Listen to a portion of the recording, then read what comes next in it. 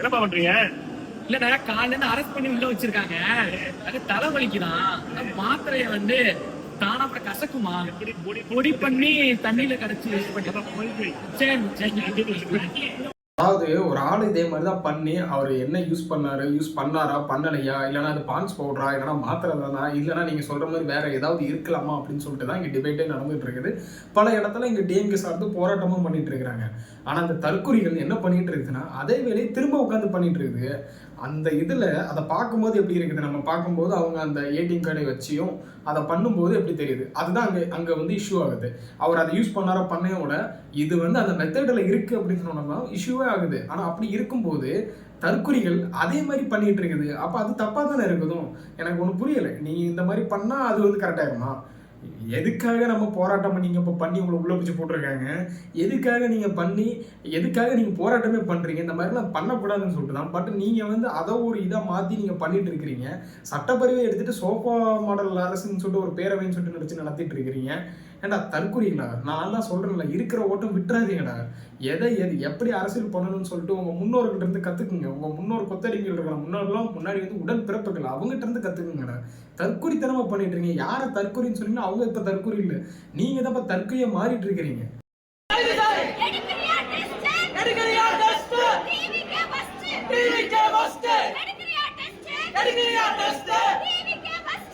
இது பரம்பரை கொத்தடிமைன்னு கூட சொல்ல முடியாது. இது எப்படின்னா இது ஒரு வகையான ஒரு கொத்தடிமை.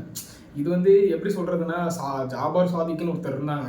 போதைப் பொருள் இது கடத்தல் பண்ணுறான்னு சொல்லிட்டு அரெஸ்ட் பண்ணாங்க. அதில் பார்த்தீங்கன்னா நம்ம அமீர் அவர்களும் கூட இருந்தாங்க. அமீர் யாருக்கு சப்போர்ட் பண்ணுவாருன்னு தெரியும். இதில் முக்கியமாக பார்த்தீங்கன்னா நம்ம எம்கே ஸ்டாலின், உதயநிதி ஸ்டாலின்லாம் பார்த்து பேசி வந்தவர். அவரெல்லாம் வந்து மிகப்பெரிய அளவில் இது பண்ணாங்க. அப்போ வந்து நீங்கள் என்ன பண்ணிட்டு இருந்தீங்க? கூட அவங்களும் இருந்தாங்கல்ல. அப்போ அவங்களும் ஏதாவது பண்ணுறதுக்கான வாய்ப்புகள் இருக்குதுல்ல. அப்போ இந்த மாதிரி இந்த அக்கா கத்த வேண்டியது தானே? எனக்கு புரியல. இப்போது வேற ஒரு ஆட்சி மாறிட்டு மக்கள் இப்போ அப்படி பண்ணுறாங்க, மக்கள் பாடாப்படுறாங்க, மக்கள் அது சரியில்லை, மக்கள் வந்து பாவம், மக்களுக்காக நான் வந்து எப்படி சொல்கிறது, தமிழ்நாடு சுடுகாடாக மாறிடுச்சு, நாம் இருக்கும்போது அப்படி ஒரு ஆட்சியை கொடுத்தோம் அப்படின்னு சொல்லிட்டு நீங்கள் ஏதோ சோசியல் அந்த அவேர்னஸ் கொடுப்பாங்க, அந்த சமூக ஆர்வலர்னு சொல்லுவாங்களா, அந்த மாதிரி தான் நீங்கள் ஒரு பிம்பத்தை செட் பண்ணுறீங்க. முக்கியமாக அந்த ஜூலி இருக்குது பார்த்தீங்களா, அதாவது ஜூலி நான் ஏதாவது சொல்லிட போகிறேன், அது இருக்குது பார்த்தீங்களா, அது அப்படி தான் பேசுது. அப்படின்ட்டு இருக்கும்போது நீங்கள் என்ன பண்ணணும்? கடந்த 5 வருஷமாக நீங்களும் கொஸ்டின் கேட்டிருக்கலாம், ஏன் கேட்கவே மாட்டேங்கிறீங்க? இப்போ 5 வருஷம் இந்த ஆட்சி வந்து நல்லா ஆட்சி கொடுத்துட்டாங்க. டிஎம்கே ஆட்சி நல்லா ஆச்சு. எம்மா எப்பப்பப்பப்பப்பா ஒரு 200 ரூபாய்க்கு என்னெல்லாம் வாய்க்கிலேயே பேசுது பாருங்களா. இதெல்லாம் பார்க்கும்போது கொடுமை, இதெல்லாம் கொடுமை.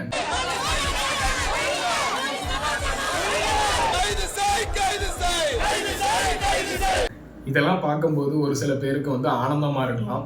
செப்பா இதெல்லாம் நடக்காது நினச்சேனே, நடந்துருச்சு அப்படின்னு சொல்லிட்டு.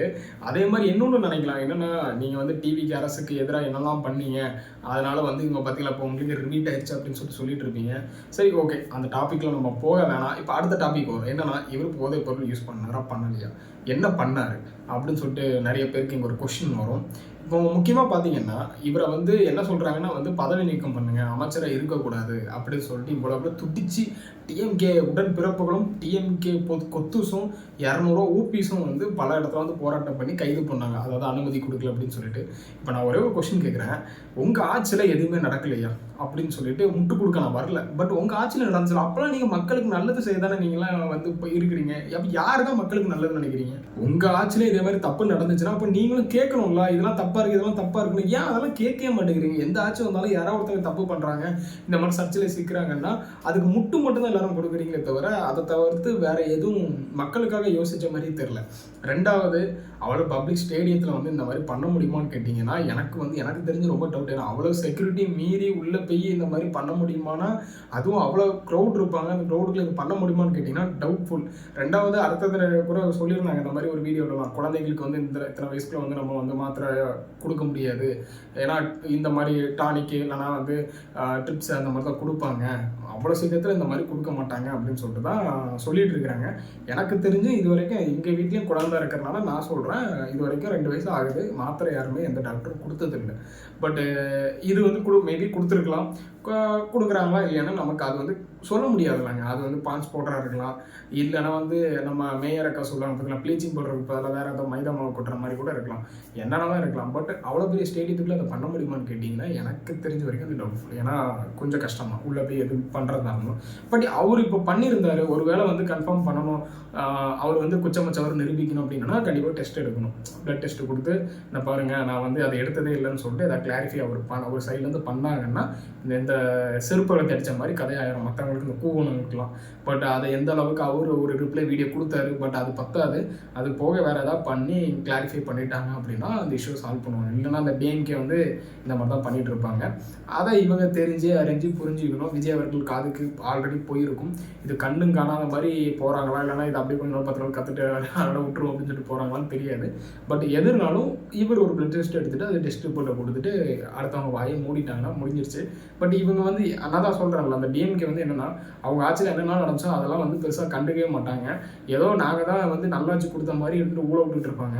பட் அடுத்த ஆட்சியில் ஏதாவது நடந்துச்சுன்னா அதை எடுத்து இந்த மாதிரி தான் பெருசு பண்ணிகிட்டு இருப்பாங்க. சின்னதாக நடந்தாலும் பெருசு பண்ணுறது தான் இவங்களோட வேலையாகவே இருக்கும். ஏன்னா இவங்கெல்லாம் வந்து மக்களுக்காக சேவை செய்யணும்னு சொல்லிட்டு அரசியலுக்கு வந்ததே கிடையாது. இவங்க வந்து அவங்களுக்காக ஒரு சேவைக்காக, மக்கள் சேவைக்காக வந்திருக்காங்க, அவ்வளோதான். ஆனால் மக்களுக்காக ஒரு நல்லது இவங்க நினைக்க போகிறது கிடையாது. அதெல்லாம் அந்த காலத்துலேயும் முடிஞ்சிருச்சு.